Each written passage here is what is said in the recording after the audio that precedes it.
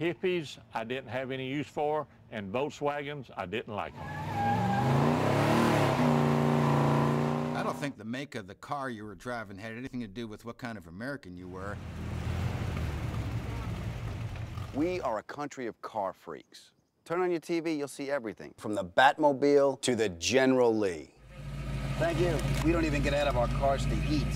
This is America. These are cars. Can't have one without the other. Because this is the United States of cars. I'm Adam Ferrara. In each episode of the United States of Cars, we're going to put two vehicles up against each other to see what was going on and who was driving what.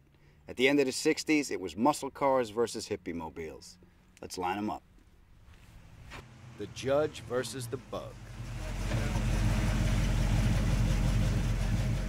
It was horsepower versus flower power. We dressed different, we talked different, we acted funny. There were drugs and all kinds of other stuff so that you weren't existing in the same old way. All of the features of life became affected by the times we were living in, including cars.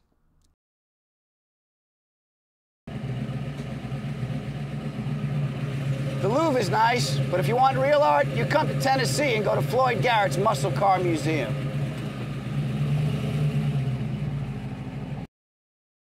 We are in muscle car heaven. This is a Shelby Mustang GT 500. My sperm count just shot up 6 points. I didn't care about an education. I thought they were wasting my time. All I wanted to do was get out of school and buy me a Bel Air two-door hardtop. I didn't care about my English, which it tells on me now, and I regret that. So what would be you guys consider to be the first muscle car? That's a big question, and you can get more arguments on that than you can anything else.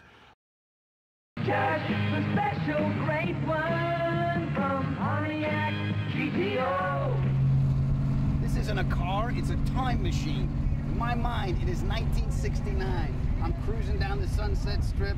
I can hear the Beach Boys on the radio, and I'm looking at Bridget Bardot instead of this ugly cameraman. First speed shifter, 3-speeder 4.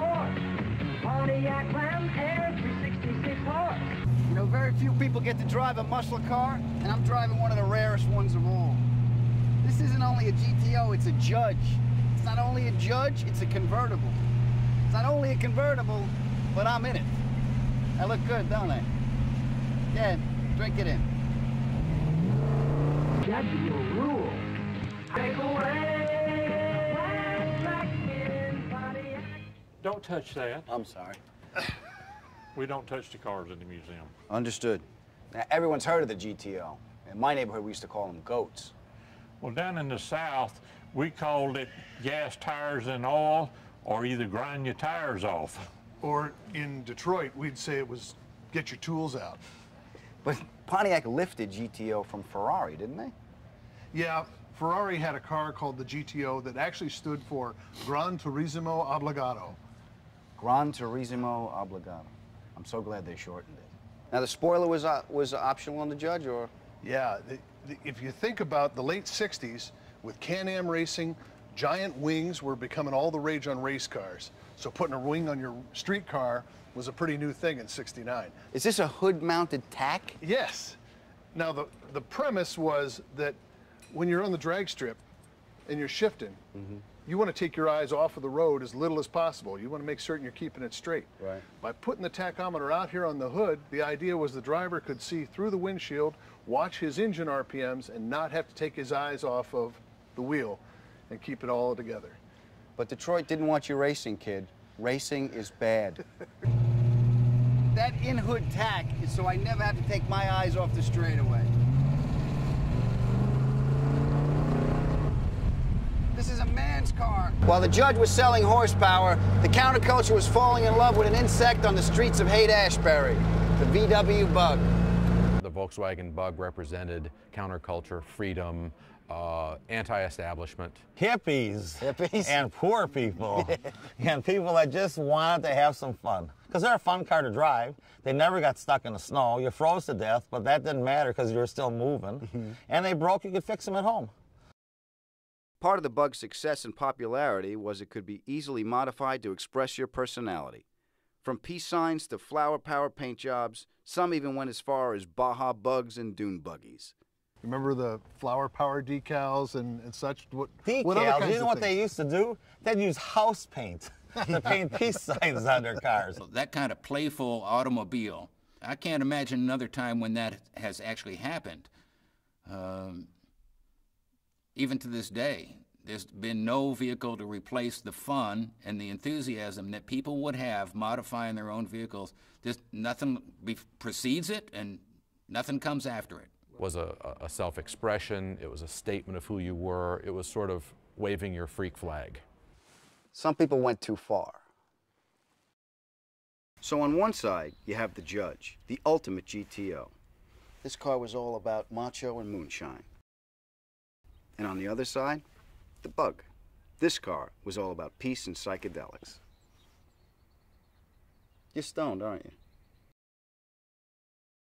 When you rummaged around in a muscle car, you'd find a bottle of Jack. In 1969, it only cost $4.30. In a 69 Bug, you'll find a nickel bag for $5. Hence the name. Wranglers, $6. Tie-dye t-shirt, $1.98. From Elvis in Memphis, sold 500,000 copies in 1969. Abbey Road sold 3 million, with the fifth Beatle on the cover. This car's name is Billy Preston. He's still the king. If there was one event that defined the counterculture, it was Woodstock. The 1960s was the first era where youth really had power. It brought all the counterculture ideas of freedom and brotherhood and peace to a major worldwide audience. Woodstock brought counterculture into the mainstream.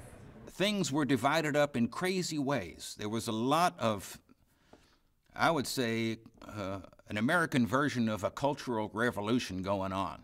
This was a sea of people. I mean, when I came over this hill in 1969, I mean, it was so thick coming down the road, you didn't see people until you really got here, and it was just a mass of people. It was just a happy place to be.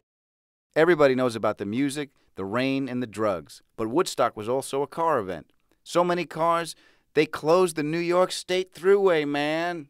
Cars and Woodstock were intertwined. Woodstock was about freedom, cars were about freedom. This whole county was a gridlock. You had 500,000 people here, and you had another 1.5 million on the road trying to get in. I mean, it was the world's biggest traffic jam. I mean, it was something. It was a happy traffic jam. You know, it was a magic weekend. You know, I could take all my Christmases, all my birthdays, all my Easters and Hanukkahs and whatever, put them all together. That was that weekend. You know, I'm proud of what we did here. I'm proud of it. Nothing captures the cultural hostility of 1969 like the movie Easy Rider. Dennis Hopper, Peter Fonda, and Jack Nicholson hit the road looking for America. And in the end, they got blown away by a bunch of good old boys. That was just a movie, but in December of 1969, Easy Rider played itself out for real.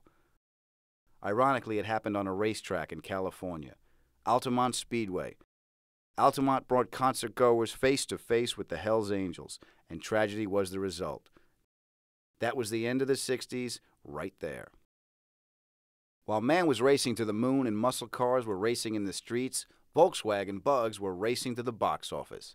The most popular movie of 1969 was Herbie the Love Bug, starring, yes, the Bug. How much for an ounce? We're finally here. The moment of truth. Brains versus brawn. The Bug versus the Judge.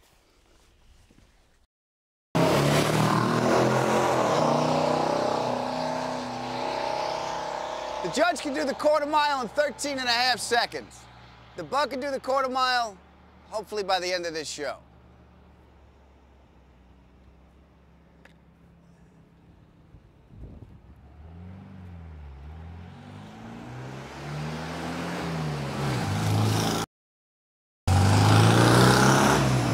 1969, Volkswagen sold 400,000 Bugs. Pontiac sold 6,725 Judges.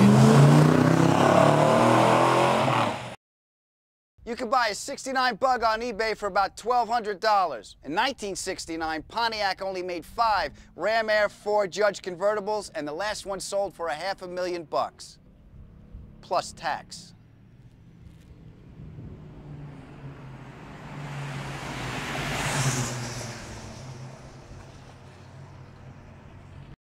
So who really won?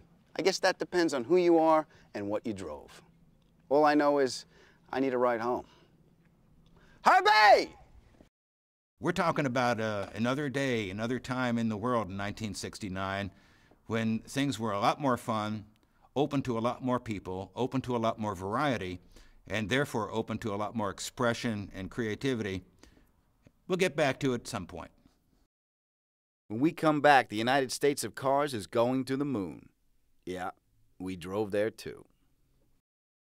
In the late 1960s, the most dynamic executive in Detroit was John DeLorean. John DeLorean at Pontiac and his partner Jim Wangers decided they needed to tap into the youth culture that TV shows like Rowan and Martin's Laugh-In were doing.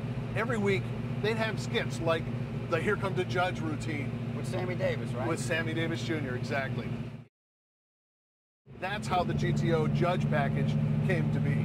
I even had a t-shirt as a kid. Here Comes the Judge. Did you wear that to school? Yeah? You didn't have a lot of lunch money, did you? No. All right, punch it, you'll feel better.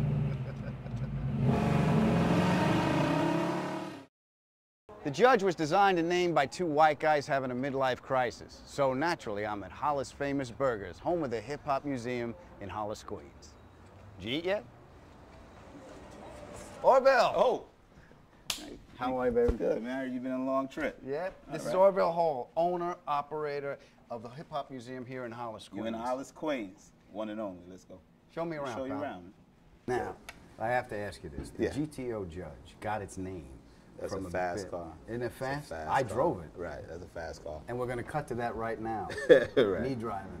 The GTO Judge got its name from a bit that was on Laugh-In. Right. Sammy Davis. Yeah, Here Come the Judge. Here Come the Judge. Right, right. But he didn't write that, did he? Nah, well, actually, Sammy Davis got it from Flip Wilson. Mm-hmm. Right? Right. But Flip Wilson got it from Pigmeat Markham, which is a guy that he released a single. That was the crazy thing in '69 that he released a single. He was a comedian. Right. And he had this skit called Here Come the Judge, where he would put on a judge gown and like a graduation hat, and he would do this song, Here Come the Judge. Now, this song is '69. If you listen to this record right now, it's a hip-hop record. It has a break beat, traditional to hip-hop, Right. and it has him rhyming over it with a hook, verse, and that's a pattern that came into hip-hop as hip-hop sort of grew. This pattern of making your verse, making your hook, making your verse, making your hook. And this guy, Pigmeat Markham, made this record called Here Comes the Judge in 1969 that actually, hands down, was the first rap record.